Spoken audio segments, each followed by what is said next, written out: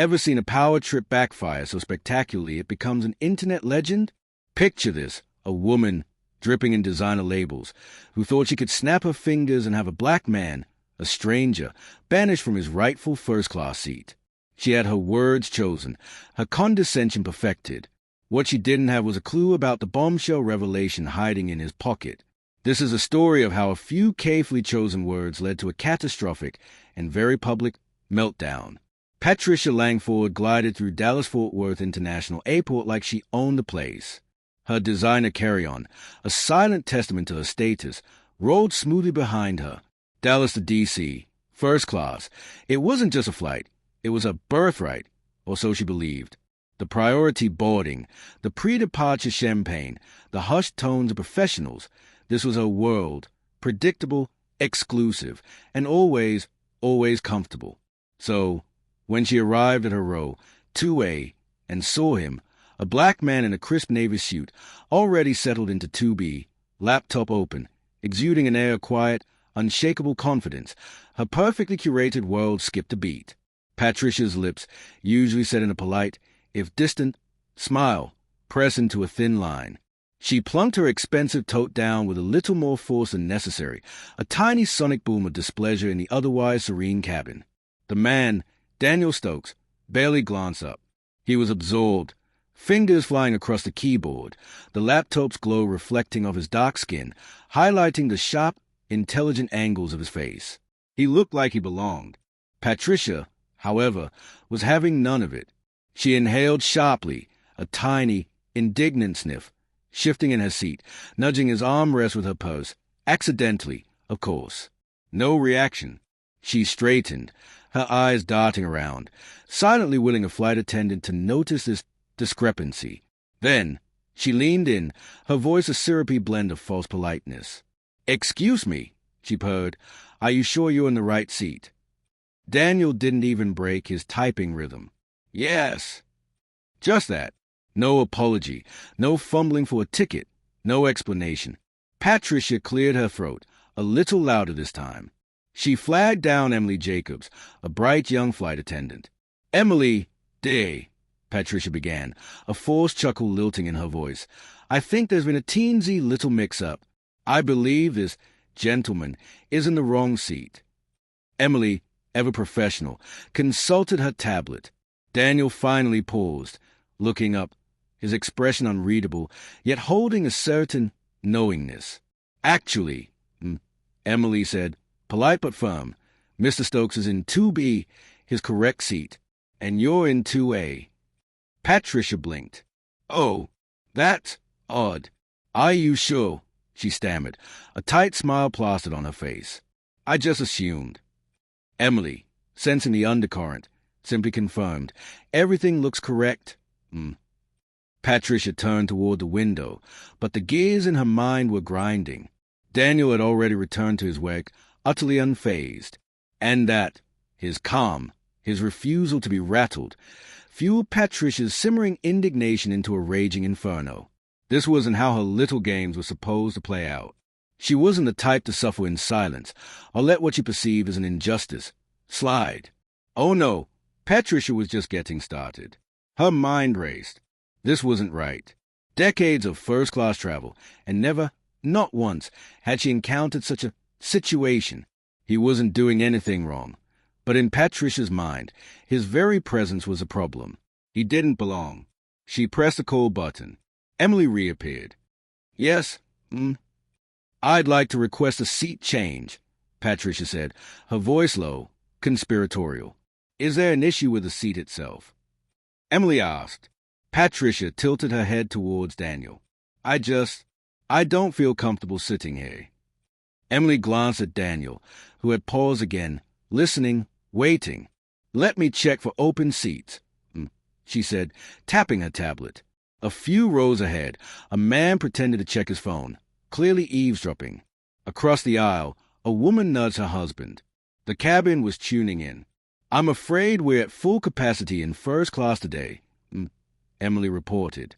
"Would you like me to check economy?" Patricia's face burned. "Economy? As if. That's not going to work." Then I hope you don't mind staying in your assigned seat, Emily said, her smile unwavering but her eyes firm. But Patricia wasn't done. She pressed the call button again. Emily returned, a hint of weariness now. I need to speak to someone in charge, Patricia demanded, her voice sharpening. The head crew member. The pilot. A quiet chuckle rippled through the cabin.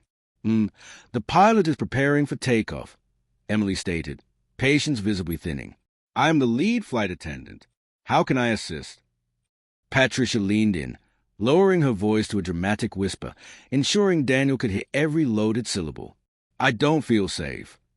That was the magic word, the game changer. Emily's professional smile vanished. Her body stiffened.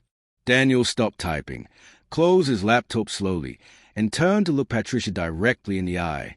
For the first time, a tiny flicker of uncertainty sparked in Patricia. Across the aisle, a businessman with a Bluetooth earpiece muttered, "Oh, here we go again." A hush fell. I don't feel safe.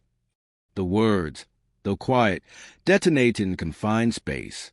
Emily, recovering, asked carefully, Are you saying you feel threatened? Patricia gave a subtle, implicating shrug. I'm not saying that. I just don't feel comfortable. A young woman 3 rows back, phone angled just so, was clearly recording. Patricia noticed a flicker of triumph in her eyes. Now things would happen. This is a simple request, Patricia continued, feigning innocent distress. If I'm uncomfortable, I should have the right to move, shouldn't I? Emily's jaw tightened. I've already told you, there are no open first-class seats. And coach? Patricia pressed. Emily hesitated. There are 2 open seats in economy. Patricia straightened, a look of vindicated triumph on her face. Perfect. He can take one of them. A collective gasp, a ripple of murmurs. Daniel inhaled deeply, his fingers drumming once on his laptop, then still. He didn't argue. He didn't move. He just waited. Emily blinked, processing. Her voice was now ice. Just to clarify, you want me to move this paying first-class passenger to economy because you don't want to sit next to him? Yes, Patricia confirmed, chin held high. That, Emily declared, her voice ringing with authority, will not be happening. Mr. Stokes has a first-class ticket, just like you. He is in his assigned seat. I cannot and will not ask him to move. Patricia's face flushed crimson. This is ridiculous. I am simply asking for common courtesy. You are asking me, Emily countered, her voice unwavering, to remove a passenger from his paid, assigned seat for no valid reason. That is not an accommodation. That is discrimination. Silence. Then a smattering of applause. Patricia's pulse thundered. This wasn't how it was supposed to go. She was supposed to be in control. Emily continued, her tone now steel. We are about to taxi. You have 2 options. You can remain in your seat quietly and comply with flight crew instructions. Or you can choose the D-plane. But Mr. Stokes is not moving. Patricia opened her mouth, ready to unleash a torrent of indignation. But before a single word could escape, Daniel Stokes, calm as ever, reached into his inner jacket pocket. He retrieved a slim leather case, flipped it open with a practiced flick of his wrist, and held it up. And just like that, the entire atmosphere in first class shifted, sucked into a vortex of stunned silence. Gleaming under the cabin lights, unmistakable, was a gold FBI badge. Passengers gasped. The young woman recording instinctively zoomed in. Even Emily blinked, momentarily speechless. Daniel's voice, when he finally spoke, was smooth, even, almost gentle, yet carried the weight of federal authority. He said, tilting his head slightly, his eyes locking onto Patricia's. You mentioned you don't feel safe. You said you wanted to file an official complaint. I can take your statement right now.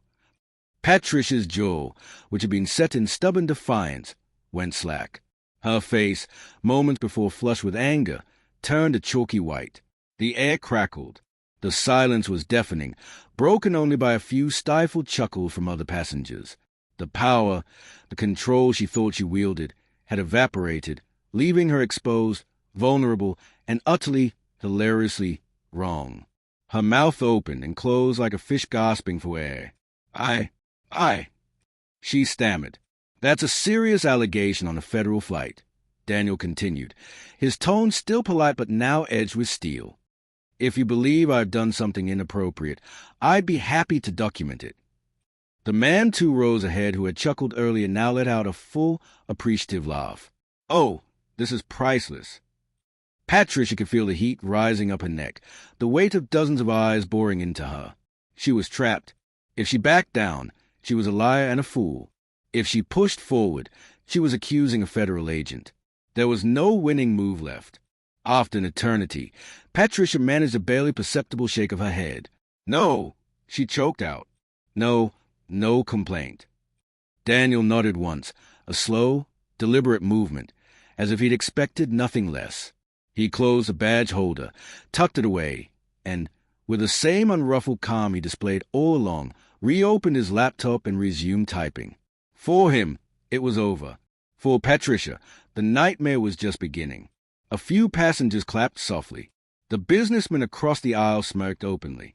And the young woman with the phone? She was typing furiously, a satisfied grin on her face. Patricia wanted to disappear.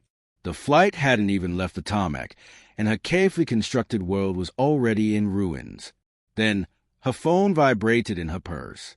And again, with trembling hands, she pulled it out. Text messages.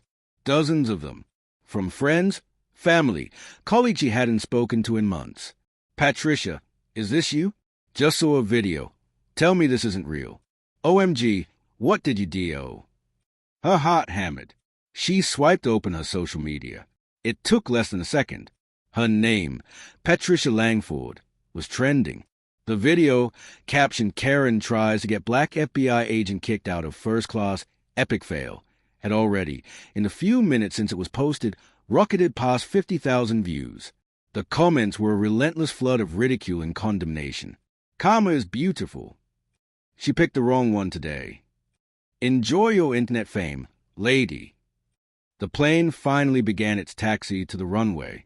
As it lifted into the air, Patricia Langford felt like she was plummeting. The rest of the flight was a blur of mortification. Upon landing at Reagan National, she practically sprinted off the plane, desperate to escape. But there was no escape. A small cluster of reporters was already waiting near baggage claim. Ms. Langford, one called out, MIC extended. The video now has over 1 million views. Do you have a comment on your attempt to remove an FBI agent from his flight? Her name, her face, everywhere. She managed to dive into a taxi, her hands shaking. As the cab pulled away, her phone rang. A number she didn't recognize, but her gut clenched. Hello. Ms. Langford, a clipped, cold voice said, This is James Rollins, chair of the Martin Foundation. I assume you're aware of the situation. The Martin Foundation, the prestigious charity board she'd fought so hard to join, a beacon of her social standing. James, The board has convened an emergency meeting. He cut her off. We're going to need your immediate resignation. We'll issue a public statement by morning. Click. Patricia stared blankly ahead as the D.C. scenery blurred past. Her career, her reputation, her carefully curated life, all torched by a flame of her own making, broadcast to the world before the plane had even landed. And Daniel Stokes? He was probably already in a meeting, focused on actual important work. This whole ridiculous episode nothing more than a minor, already forgotten, in-flight inconvenience. For him, it was just another Tuesday. For Patricia Langford, it was a day her world ended, not with a bang, but with a click of a viral video upload and the flash of a gold FBI badge.